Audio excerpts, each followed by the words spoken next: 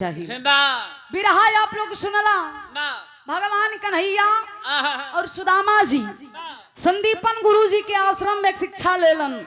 वही बीच में सुदामा मुट्ठी भर चना ना अकेला ही खा गईलन, कन्हैया के ना देलन। कन्हैया के क्रोध आइल, कन्हैया वे समय श्राप दे देलन। माई सरस्वती जीभा पे विराजमान रहली। कहल गईल बा दिन में आदमी के जीवा पे एक बार सरस्वती का आवास होता है। यहीं से दिन भर कुछ भी बोला, लेकिन सोच समझ के बोला, कब सरस्वती के विराजमान हो जाएंगे कुछ पता नहीं बा। माई सरस्वती कन्हैया के जीवा पे विराजमान रहली। और कन्हैया क्रोध में आके झटका में बोल देलन कि जैसे तू चोरी चोरी खात हुआ, जा तू दलिद्रे हो जाइबा, तुके खाए के आटी। और उस रात सुदामा के लग गईले पंचो, और सुदामा कन्हैया के श्राप से भिखारी बन गईला। लेकिन एकरा पहले सुदामा और कन्हैया संदीपन गुरु जी के आश्रम में पूरी शिक्षा ग्रहण कैला के बाद जब इनकर आखिरी विदाई होखत रहे वो आश्रम से, जब आखिरी विदाई संदीपन गुरु जी कन्हैया के विदा करत रहलन, बतौबे कैलन कि विदा भइलन, जाके बियाह शादी कैलन, 3 ठे बियाह कैलन यार। सुदामा एक बियाह कैलन, फिर घरे भेज हाँ वगैरह वगैरह। लेकिन एकरे पहले आश्रम से ऐसे ना गईल रहलन कन्हैया।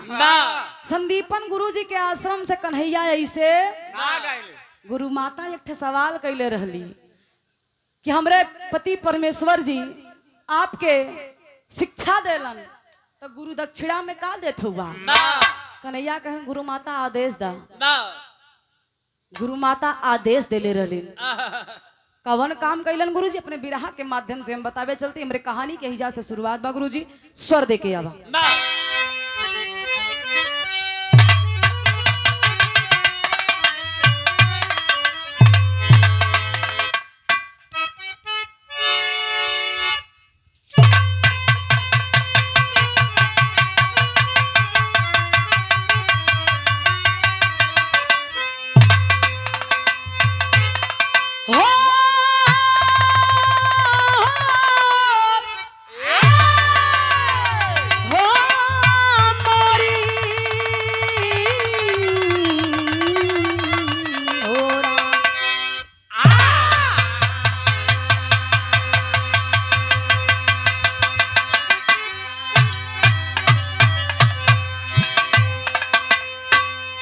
बारे हमरे कवि जी, भूमिका के मतलब होला पूरा बिरहा के निचोड़।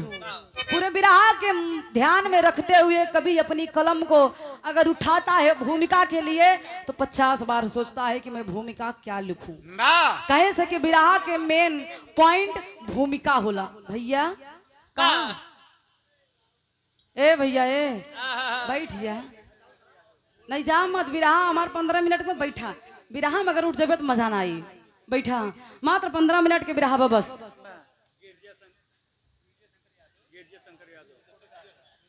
गिरजा शंकर यादव गार्जियन की तरफ से 101 रुपया के आशीर्वाद।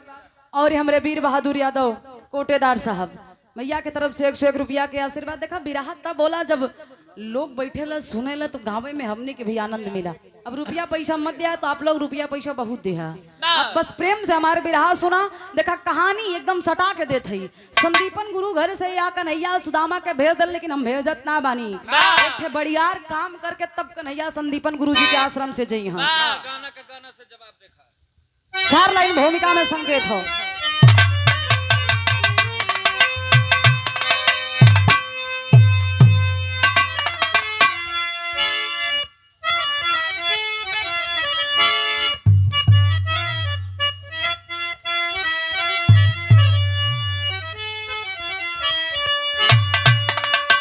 कि सूर्य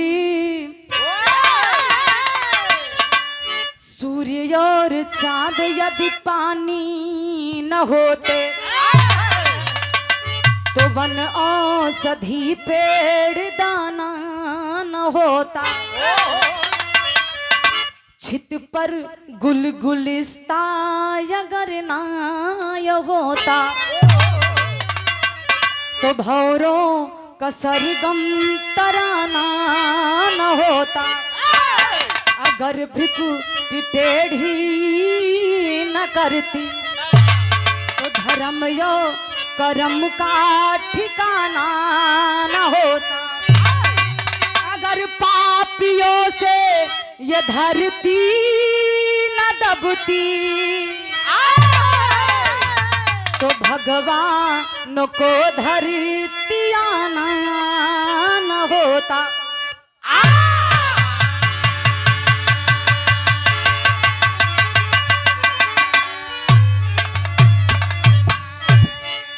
कहे के मतलब अगर धरती पे पाप ना बढ़े तो भगवान के धरती पे अवतार ना होता। मानो तो देव नाता। बात है। हिंदुस्तान में आजकल अंधविश्वास ज्यादा हो गई बा कोटेदार भैया, लेकिन हम कहिला कि भक्ति करिए, आप अंधभक्ति मत करिए। भगवान है धरती पे, मैं मानती हूँ भगवान धरती पे हैं, भगवान को मानिए। अनाई बा भगवान चक्कर में अपन सब कुछ लुटाए दा। कर्म करोगे तभी फल मिलेगा। एक ठे हमार बिरहा जल्दी में आवे वाला बा, कर्म और किस्मत के खेला। किस्मत और कर्म में लड़ाई हुई, किस्मत बड़ी बाकी कर्म बिरहा बहुत जल्दी आई यूनिक बाजार पे। आप लोग बिरहा के सुनिया तो समझ में आई कर्म बड़ा होता है कि किस्मत बड़ी होता है। लेकिन बिरहा में एक लाइन पुरानी गजल है, गुरुजी बड़ा सोच के लिखलन बिरहा के हिसाब से। कैसे?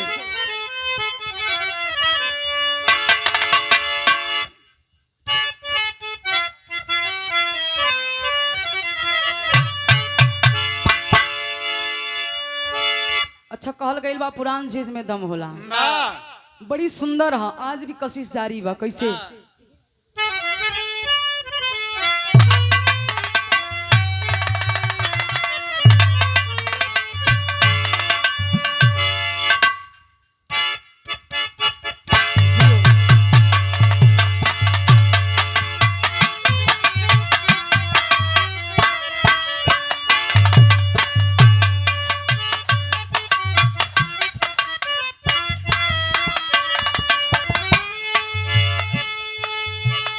केहू केहू से कहले बा का कहलस गुरुजी? इतने करीब आके दगा दे गई मुझे,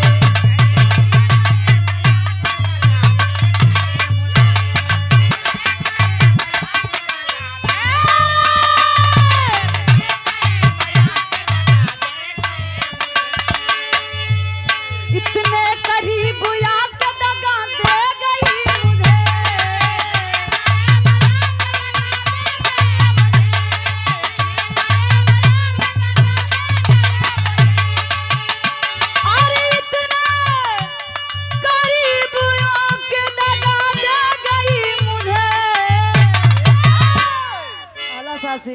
कि मैं बुझ रहा, अरे मैं बुझ रहा था जाके हवा दे गई मुझे।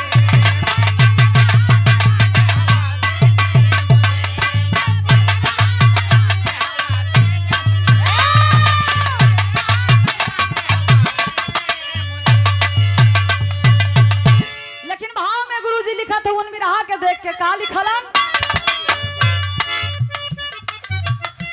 क्या बात है? धरती पे जब धर्म का तिरस्कार हुआ है,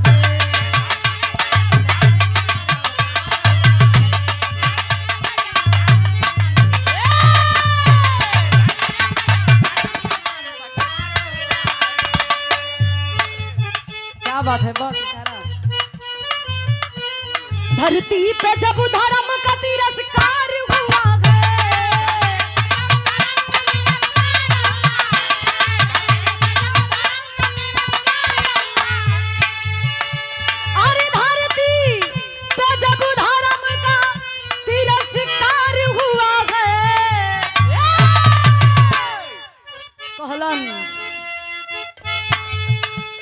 अरे राम और श्याम का अवतार हुआ है।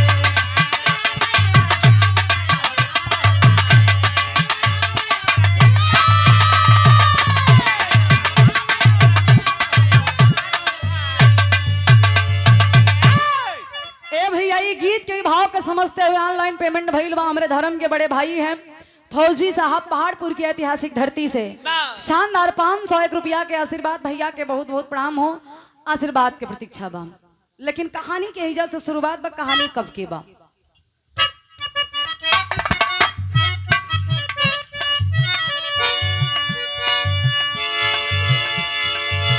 बहुत अच्छे, सही हो।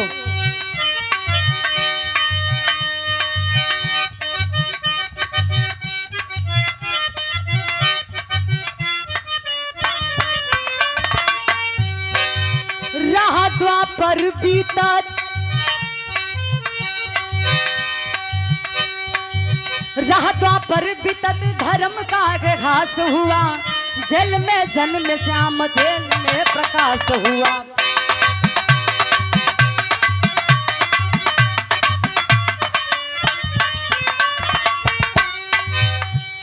कि घमंडी कंस को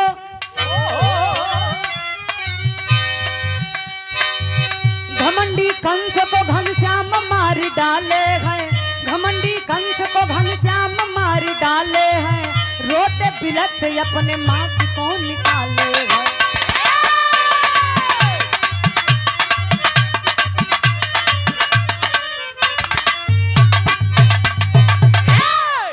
कहानी कब के बा? भगवान कन्हैया के जन्म भइल, बड़ भइलन और घमंडी कंस के अत्याचार चरम सीमा पे रहे। कंस के बाबूजी जब कन्हैया वध कैलन तो अपने माता पिता अपने नाना के जेल से रिहा कैलन। कंस जेलिया में कैद खाना में बंद करके रखे रहल। जब कंस के वध भइल तो अपने नाना उग्रसेन, कन्हैया के नाना के नाम बतावल गई उग्रसेन, उग्रसेन जी के और वासुदेव देवकी के उ जेल से रिहा कैलन, ले गईलन बाबूजी।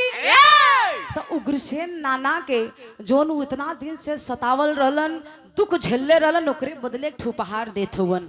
कन्हैया का देलन बाबू? एक लाइन तरज हो।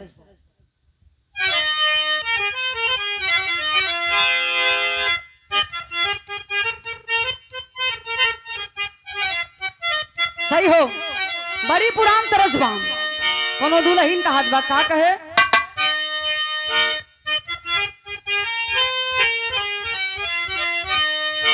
ये कहा था कोनो दुल्हन अपने दुल्हा से बड़ा प्रेम करत रहे। दुल्हा माने तो जरूर, लेकिन सेवा कैला के बाद ओको भरपूर नाश्ता करावे। आजकल इन्हों को नाश्ता नहीं मिलता बा। कहे का? आप सही हो बा, क्या बात है? कि मारी मारी मुंगरी से हर दहिया लथुर, हर दहिया लथुर, जहिया मारला त माछरी पियावला जरूर।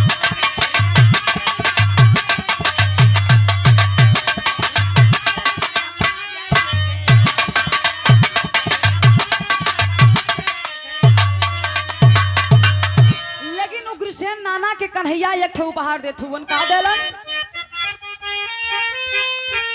क्या बताए? कि उग्रसेन नाना जी के अरे गद्दी पे बिठाए, अरे गद्दी पे बिठाए, तो गईले विद्या के पठान देख आना है।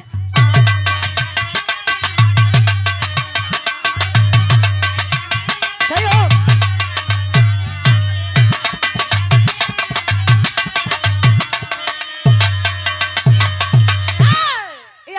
राजा बना के नाना उग्रसेन के कन्हैया चल देलन संदीपन गुरुजी के आश्रम में शिक्षा लेवे खातिर। संदीपन गुरुजी के आश्रम में शिक्षा लेत हुवन। आज शिक्षा पूरी भइल बा। जब शिक्षा पूरी भइले पंचो यार संदीपन गुरु कन्हैया के अपने सीना से लगौलन, कहलन ए कन्हैया तू रहला तो हमके लगल कि हमार बेटा हमरे आश्रम में बा, हमके अपन बेटा के कमी कमो एहसास ना भइल। आज तू जात हुआ बड़ा तकलीफ बा। ए पंचो यार कन्हैया के विदाई संदीपन गुरुजी करत हुवन। तब तक गुरु माता कुटी से बहरे अगली कलीन, ए कन्हैया हमारे पति परमेश्वर तो के शिक्षा देलन बा तू जाए चाहत हुआ आहा तो तोहरो फर्ज बनेला कि अपने गुरु के कुछ गुरु दक्षिणा दे दा कन्हैया हाथ जोड़ के खड़ा बोलन कलन की गुरु माता आहा आदेश करिए मैं क्या कर सकता हूँ आपके लिए आप जो कहेंगी मैं गुरु दक्षिणा में वही दूंगा वाह ए बाबू संदीपन गुरु लखत हुवन कि हमार धर्म पत्नी कन्हैया से का कहे जात है बा तब कहलिन गुरु माता का कहलिन भैया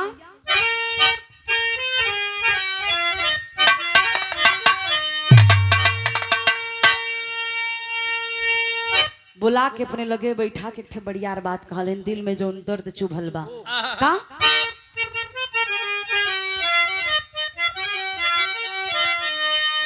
राहले का बेटा मोर मदन गोपाल हो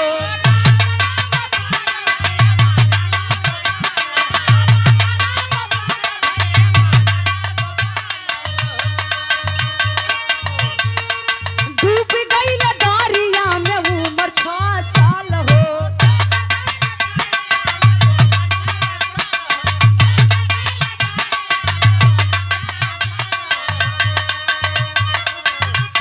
कहली लाई के देखाई दा तू हमके या दुराइया लाई के देखाई दा हमके तू या दुराइया गइले विद्या के कठनिया देख आज दोनों भैया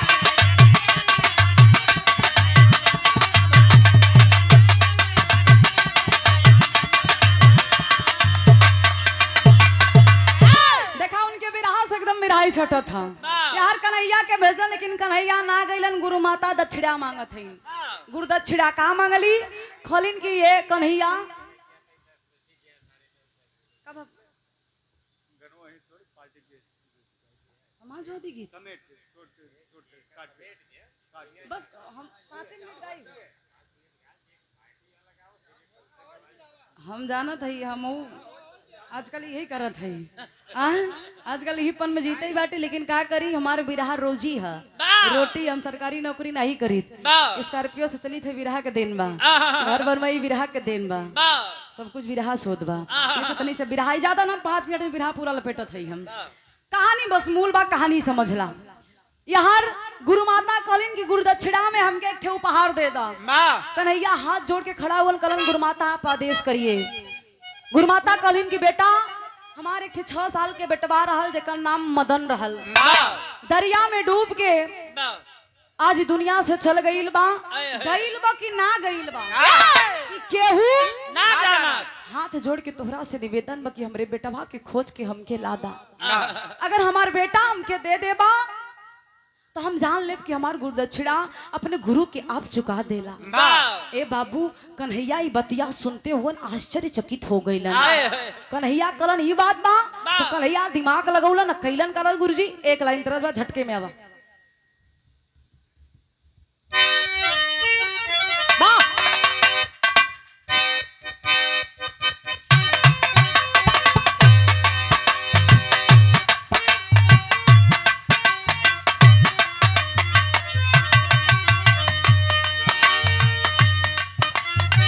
बहुत अच्छे तरज के छोड़ी भाव पे ध्यान देई कनश्याम यानी कन्हैया सोचत हुवन का सोचलन बहुत अच्छे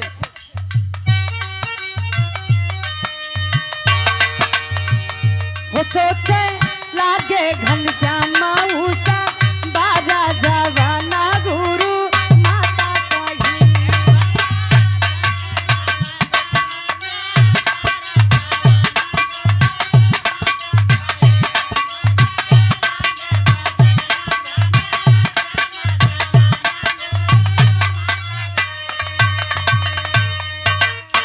विचार करके चलल हुवन कहा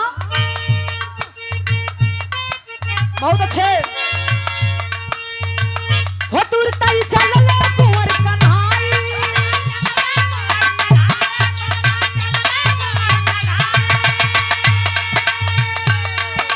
कूदई दरिया में हो जाई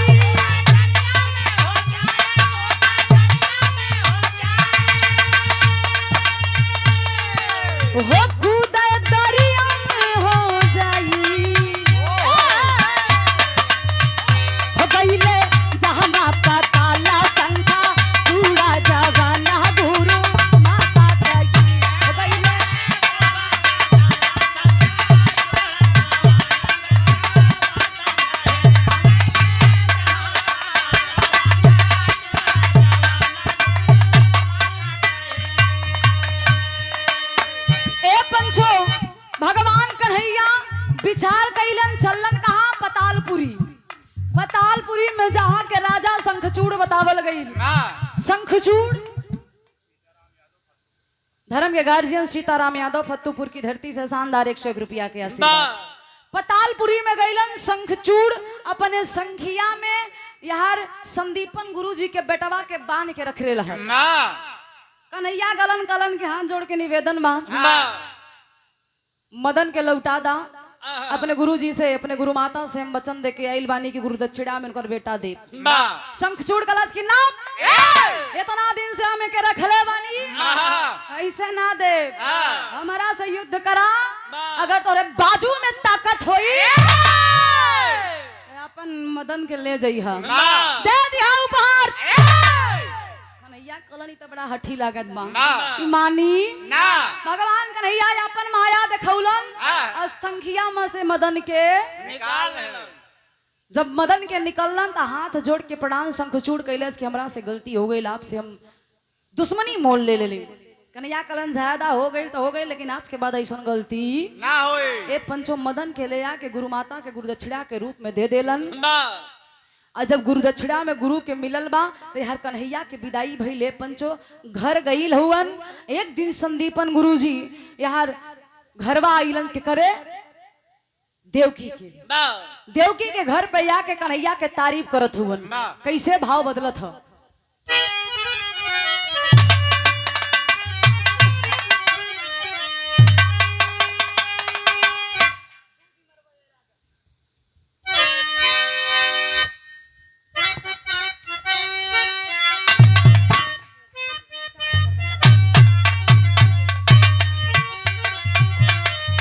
बड़ी पुरान तर्ज हो। कोनो दुल्हन अपने पिया के परदेश जाए से रोकत बा कहे का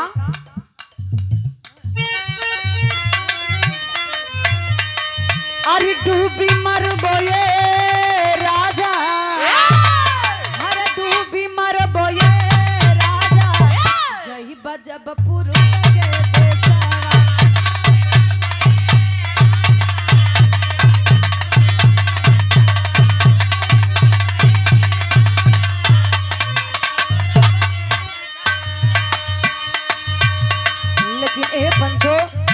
यहाँ संदीपन गुरुजी घरवा आइल हुवन कन्हैया के तारीफ में बोल देलन कि कन्हैया आज हमरे कुल के दीपक के फिर से लौटा देलन। हमार बेटा मदन गोपाल के गुरु दक्षिणा में दे देलन जो दरिया में डूब के खत्म हो गई रहे।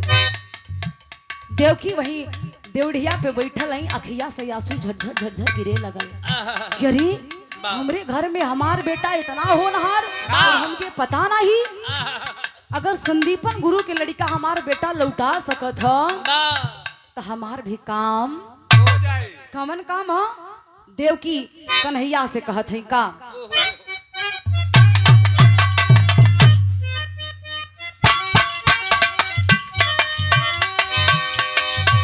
हर मारी डाल है कान्हा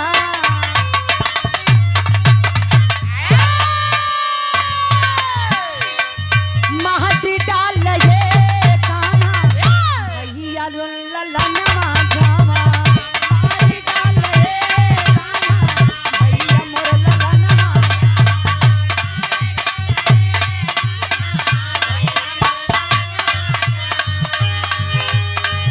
कन्हैया से कहा थी कि बेटा हमार भाई कंस हमारे छह गो लाल के मार दे ले बा।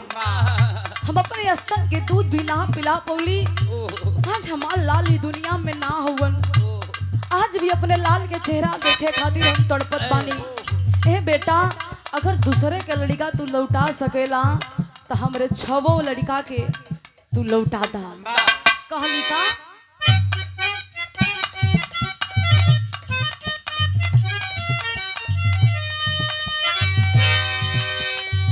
पावली न रहली सोझे चेहरा निहारी हो।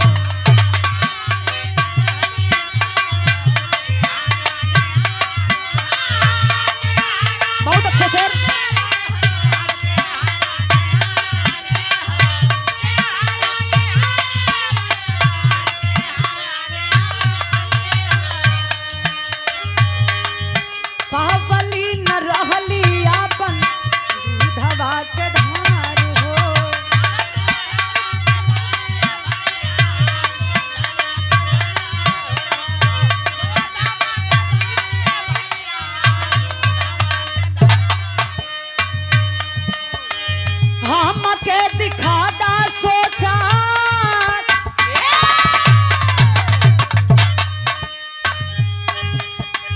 हम के दिखाता सोचत छाती मन फाटे भैया भैया मोर ललनवा जावन मारी डाले पाना भैया मोर ललनवा जावन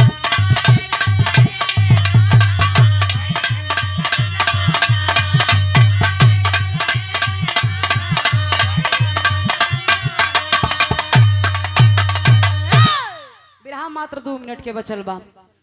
यार देव की अखिया से रो रो के आंसू बहावत कली ने बेटा अपने स्तन के दूध भी हम अपने छवो लाल के ना पिला पोले रही जन्माउते ही हमार भाई कंस हत्यारा पापी अपने हाथे से हमरे बेटन के बलि दे देलस। अपने बेटा के सोझे से हम चेहरा भी ना निहार पोले रही। हाथ जोड़ के निवेदन हम सुनले बानी तो अपने गुरु के बेटा के लौटा देले हुआ। हाथ जोड़ के निवेदन में कि हमरे छबो लाल के हमके फिर से दिखा दा। माई के आंख में आंसू कन्हैया देखत हुवन प्रतिज्ञा कर लेलन।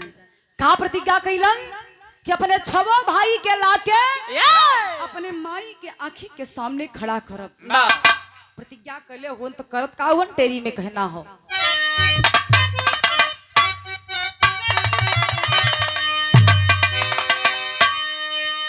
कि मुरारी सोच लागे बतिया अरे मुरारी सोच लागे मुरारी सोच लागे बतिया तरो वही बिलख देव की दिरे नयन से धारी अरे हो धारी अरे हो धारी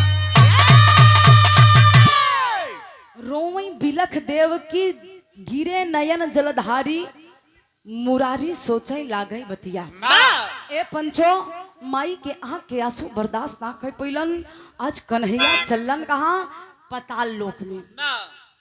पताल लोक में चलन जहां राजा प्रहलाद के नाती जेकर नाम बतावल गई राजा बलि। राजा बलि कहवा रख लेलन चौक में कहना है सही हो।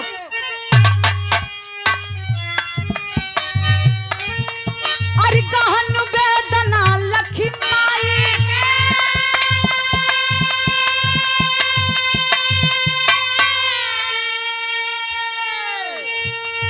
मोहन धीर धराए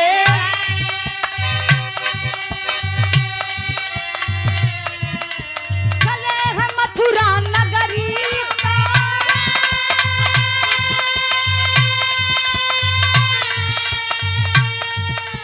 दरिया तीरे आए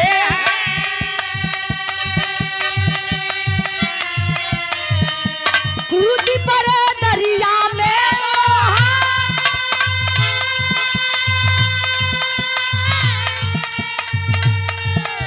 बतालपुरी में आए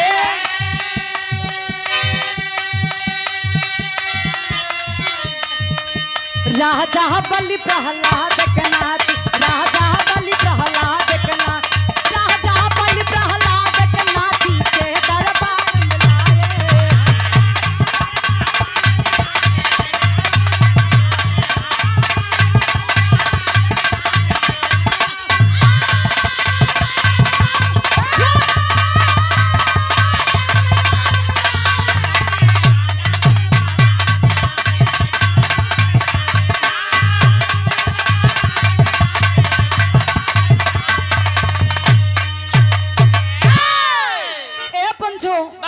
समझते हुए क्या नाम बताऊं? रमेश यादव फत्तूपुर सब्जी वाले गार्जियन की तरफ से 101 रुपया के आशीर्वाद बहुत बहुत प्रणाम आशीर्वाद की प्रतीक्षा बा। पतालपुरी में गईलन प्रहलाद के नाती जेका नाम बतावल गई राजा बलि। राजा बलि के दरबार में कन्हैया के जोन कंस छवा जने के पटकले रहल आकाश में उड़ गई पता नहीं लगल। उ छवो जने के पकड़ के राजा बलि अपने दरबार में लाए हैं पहरेदार बना के रखले रहलन। जब राजा बलि दरबार में गईलन कन्हैया तो हाथ जोड़ के राजा बलि देखत बा कि साक्षात हमरे दरबार में भगवान के दर्शन भइल बा। हाथवा जोड़ के दौड़ल बके राजा बलि कैसे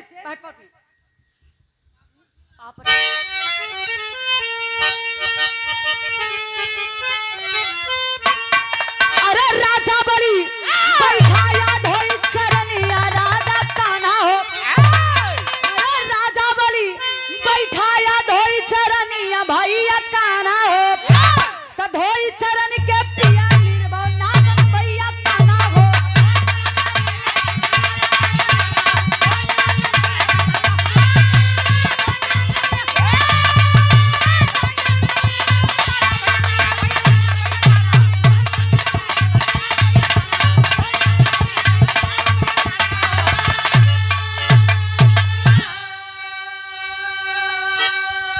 राजा बलि अपने दरबार में सिंहासन पे बैठा के कन्हैया के चरनिया के धोई के अपने पूरे महल में छिड़काव कैलस और उहे पनिया के पी लेलस। जैसे कन्हैया कैले रहलन सुदामा के, जैसे कन्हैया सुदामा के चरण के अपने आंसू से धोलन, आज धो के पनिया के पी गई। कलश के आज हमार जिंदगी धन्य हो गई। आप हमरे दरबार में हमरे महल में कैसे उला सब कुशल मंगल कहा। कन्हैया कलन कुशल मंगल तो सब जौन छवो जने के पकड़े हा उनका छवो जने के लैया बा। राजा बलि देखत बा कि 6 जने मतलब कलन तोरे दरबार में 6 लोग आई लउन। उ छवो हमार भाई हवन। उ छवो भाई के हमरा लेके इ दरबार में अब हम अपने भाई के ले जाए अपने माई से हम वादा करके आयल है। ए पंचो राजा बलि उ 6 जने के जोन पहरेदार बना के खड़ा कैले रहल लेके उलस कन्हैया के लौटौलस। कन्हैया बहुत बहुत धन्यवाद देलन और 6 जन के लेके माई देवकी के सामने खड़ा कर देलन। कन्हैया देवकी के 8वां संतान रहलन। 7वां संतान के रहल बलराम। ये 6 जन पतालपुरी में रहलन। 6 जने के ला के जब माई देवकी के सामने रखलन ए पंचो 6 जने के माई देवकी अपने स्तन के दूध पिलौली। सोचा इतना दिन बाद माई देवकी अपने स्तन के जब दूध पिलौली तो उनका के संतुष्टि मिलल। ए बाबू दुनिया में लोग कहेलन धन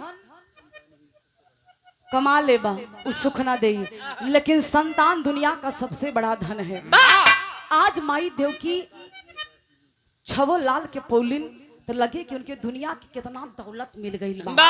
सिनेमा से लगा के रोवे लगलिन, अखिया से धारा फूटे लगल आंसू के, और सीना से दूध के धारा बहत बा। स्तन के अपने दूध 6 जन के पिलौली। 6 जन के रहलन। जब माई देवकी के दूधवा पीलन लोगन के मुक्ति भइली। 6 जन रहलन के आल्हा में कहना बा मात्र 2 मिनट।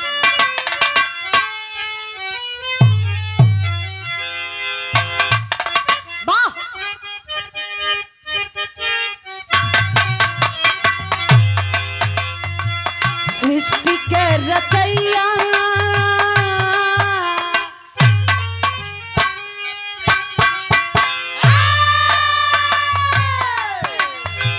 सृष्टि के रचैया जावन कुंवरा कन्हैया बाबू।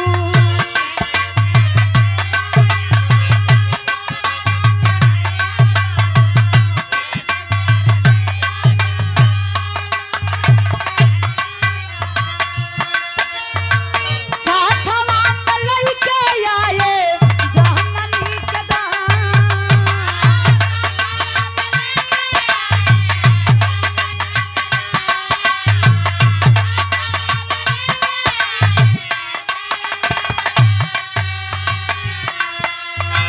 छतिया लगा के माई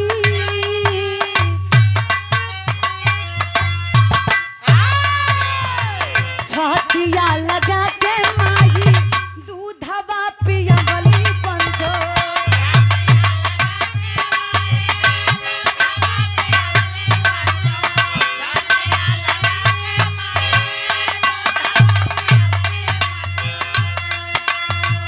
गाइले घो छुट्टी तब मुक्ति से घो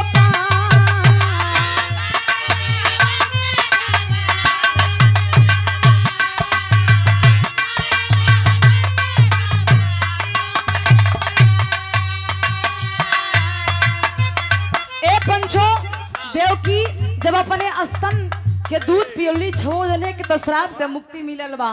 ई रहलन 6 जन के एक कथा के श्राप लगल रहे। ई 6 भगवान कन्हैया के भाई ब्रह्मा के बेटवा मारीच के पुत्र रहलन, यानी ब्रह्मा जी के नाती रहलन। वह समय जब ब्रह्मा जी अपने लोक के भ्रमण करके औलन, 6 अपने मौज मस्ती में लीन रहलन, एकदम मस्त हुवन। ब्रह्मा जी रोज आवे तो 6 जने खड़ा हुए के नतमस्तक होए प्रणाम करें, लेकिन ऊ दिन 6 जने इग्नोर कर दलन ब्रह्मा जी के। ब्रह्मा जी के क्रोध आ गइल, नहीं देखा ई 6 कितना मजाल ये हमके प्रणाम नहीं कैलस। वे समय ब्रह्मा जी श्राप दिलन, ए पंचो कि जा 6 जने धरती पे भटकबा, जब तक माई के स्तन के दूध ना पीबा तब तक तो उन्हीं के मुक्ति ना होए।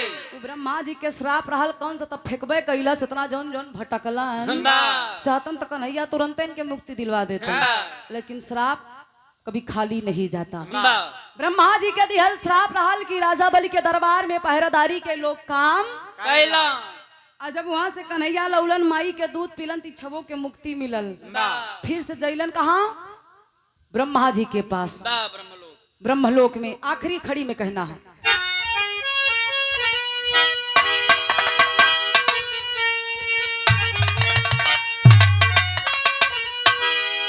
अरे मुक्ति जगत में सारे तत्व के जाने से मिली, अरे मुक्ति जगत में सारे तत्व के जाने से मिली, गावत आई भागवत सकल वेद छाने से मिली।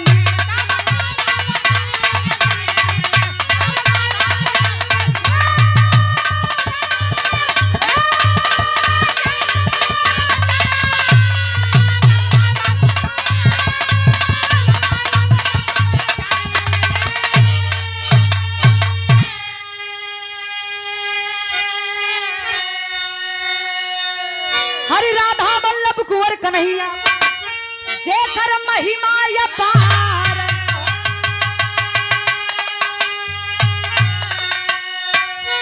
अरे वेद बखानत भी थक जाला जैसे शेष महेश।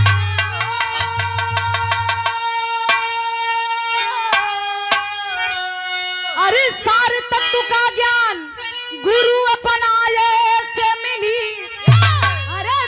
तत्व का ज्ञान गुरु अपमाए से मिली, तगावत है भागवत सार तत्व इच्छाने से मिली।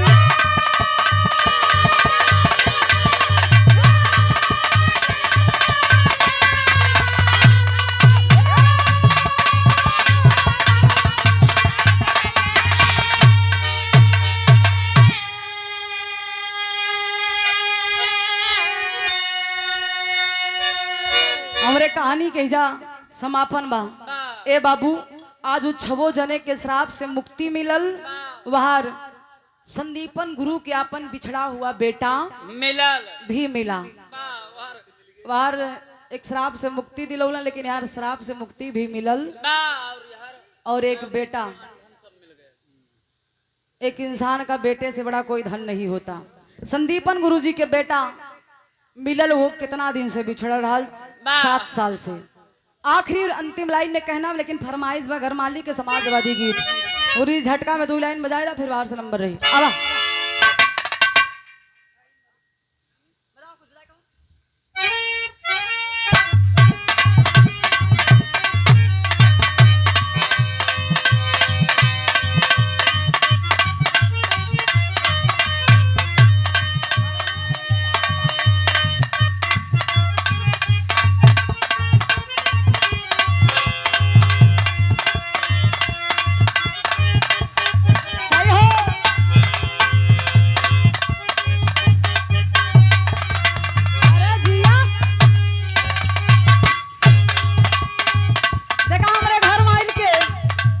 फरमाइश बाकी समाजवादी गीत होके के चाहिए। 2027 में पीडीए सरकार बने चल बा। फिर बहादुर भैया पीडीए के सरकार बने चला था, तेमे हम सब के एक होके जुट होके दिल और दिमाग इकट्ठा करे के बा। पीडीए के मतलब अहिर नहीं होत सुभाष भैया, पीडीए के मतलब अहिर नहीं होते। हाँ कुछ ऐसा पागल हुवन कि पीडीए के मतलब सिर्फ अहिर समझत है, पी फार पंडित होत है। हाँ सही है ना? पीडीए के मतलब हाँ पिछड़े दलित अल्पसंख्यक सब के एकजुट हो के इ बीड़ा उठावे के परी अगर आपन हक अधिकार पावे के बाद तब। जैसे हमारे एक लाइन का नाम बका गुरुजी,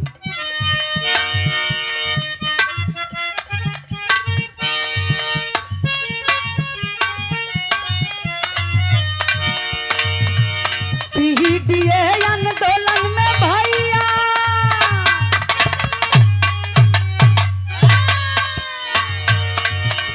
पीडीए आंदोलन में भैया अखिलेश संगे लागे के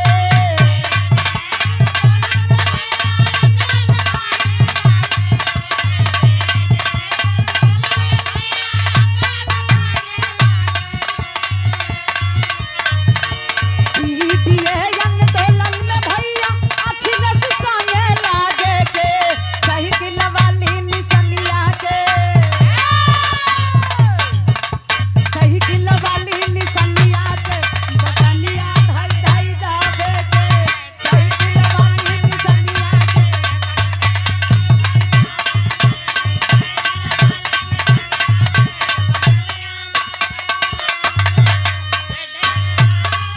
वाह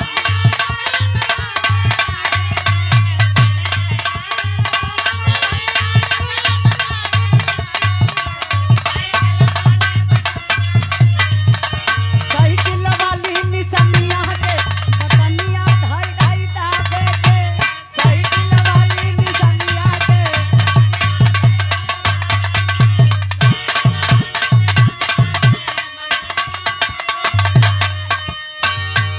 यही से एक लाइन और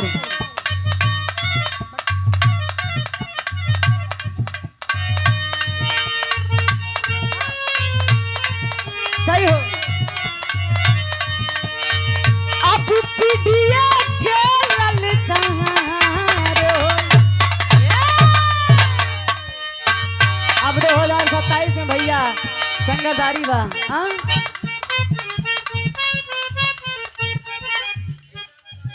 एकदम एकदम एकदम।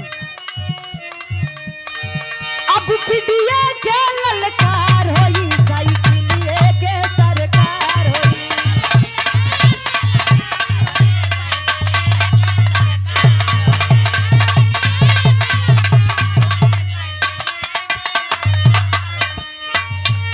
अखिलेश यादव बनी हसिया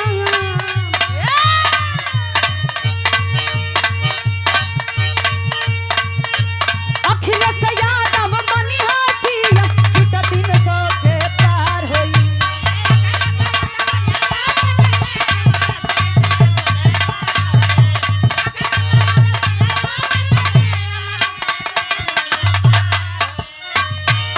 अखिलेश यादव बनी हसिया सीट 300 के पार होई।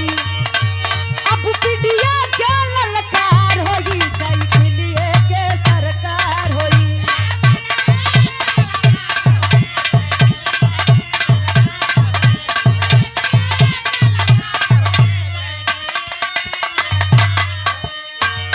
ये से अब पीडीए के ललकार होई साइकिलिए के सरकार होई। काहे खातिर क्वालिटी बा। हमरे सुभाष भैया एक लाइन गावे चाहत हुवन, आजा एक लाइन इन्हों से गवा दी। इनकर इच्छा बा, दिली इच्छा बा। देखा इनकर कॉमेडी तम सुन रहे लेकिन गाना का बहु नहीं सुने, याद गाना वो सुन ले लागत बा। ए भैया आखिरी लाइन,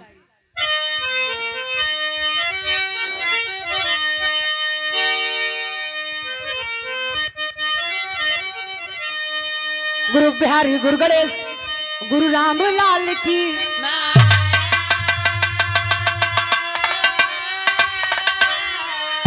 अरे विघ्न विनाश गणेश दावत सबकी इच्छा।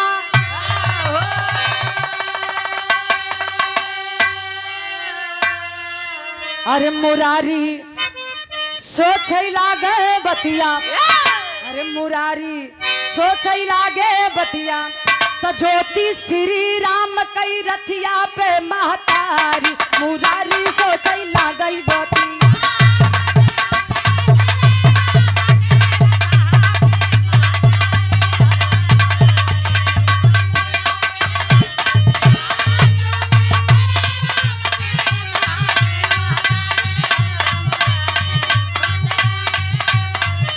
बतिया बहुत बहुत धन्यवाद। एक बार हमरे सुभाष भैया के नाम पे जोरदार ताली बजे के चाहिए। देखो मशहूर कॉमेडियन आज मशहूर सिंगरों बने चल ना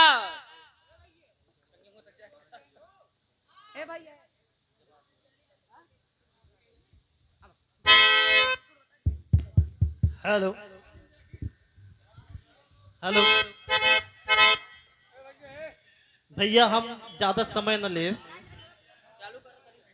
ज्योति कह दे हाँ? चला।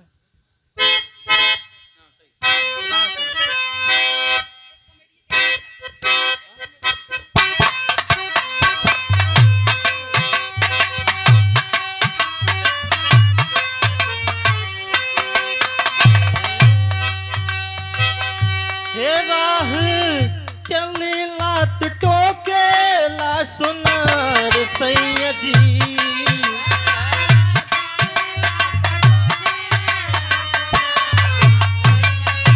हे राह चलेला तो टोकेला सुनार सैया जी। काहे नदिया गढ़वला उदार सैया जी।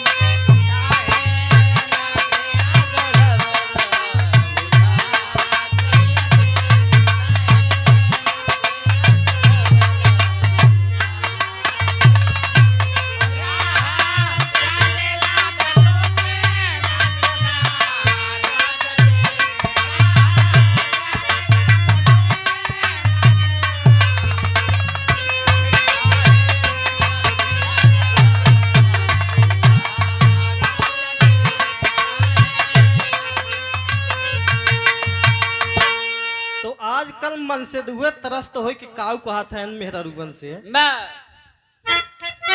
कि धान ए पूरा चारी गईले सार रानी जी।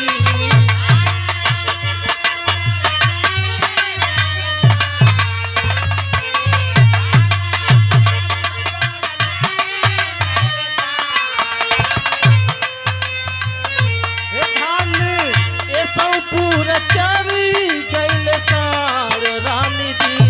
यही जा नदिया गढ़वले उदार रानी जी।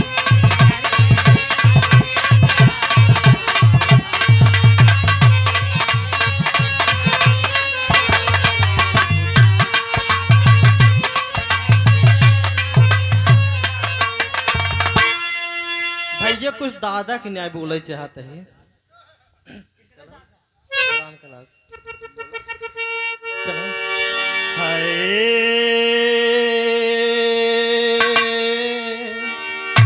मोर राम हाँ बाबा संवरिया रे हे भोले जोगिया हो राम।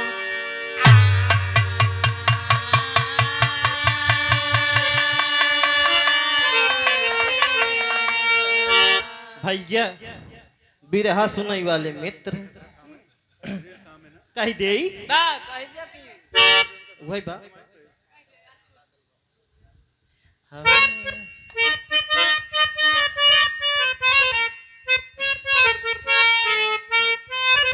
बा भैया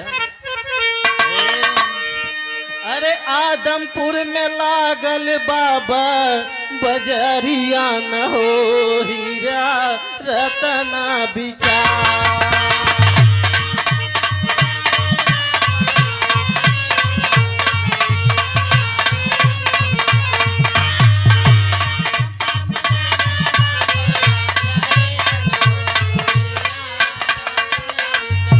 और सुन ल भैया बड़का भैया सुन ल। अरे चतुर चतुर कराय अरे चतुर चतुर कराय सौदा न होई हीरा रतना बिचार।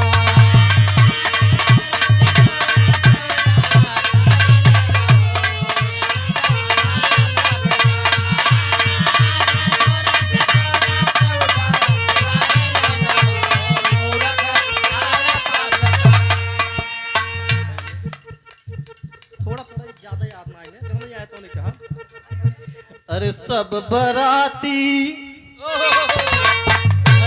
भैया सब बराती घराती जगे हैं, सबसे पहले जागे भोला दान।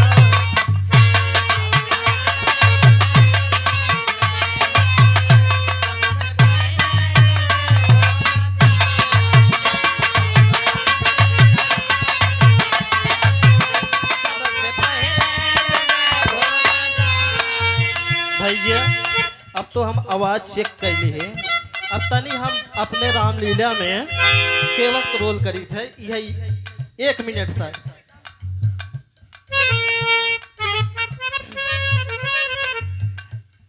तुम उस दरिया के नाविक हो, हम इस दरिया के नाविक हैं, हम तुमको पार लगाए हैं, तुम हमको पार लगाए।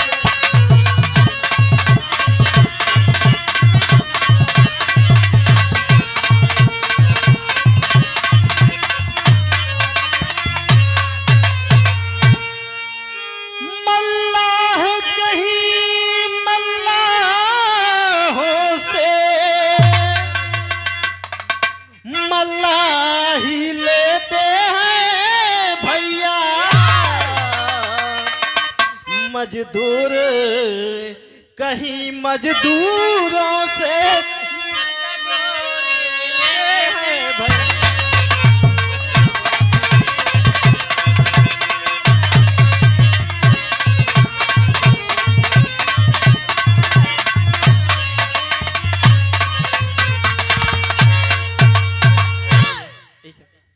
अरे मोरे रामा जी उतरेंगे पार, मोरे रामा जी उतरेंगे पार, गंगा मैया धीरे बहो।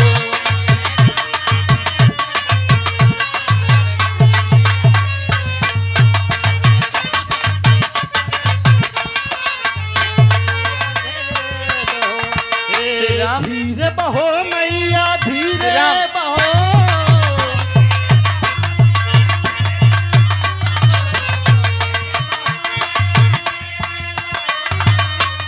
मोरे रामा जी उतरेंगे पार, गंगा मैया धीरे बहो।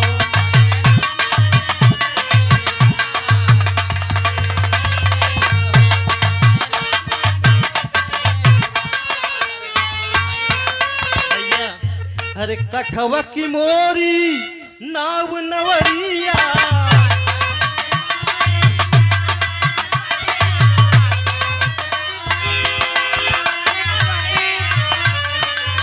कठवा की मोरी नाव नवरिया, चंदन के लाग पतवार, गंगा मैया धीरे बहो।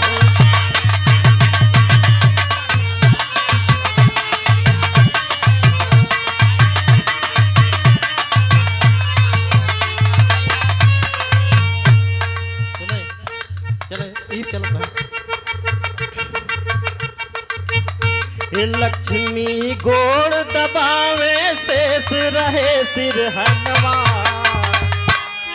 लक्ष्मी गोड़ दबावे शेष रहे सिरहनवा, जनमवा जब मोर कछुआ केरा।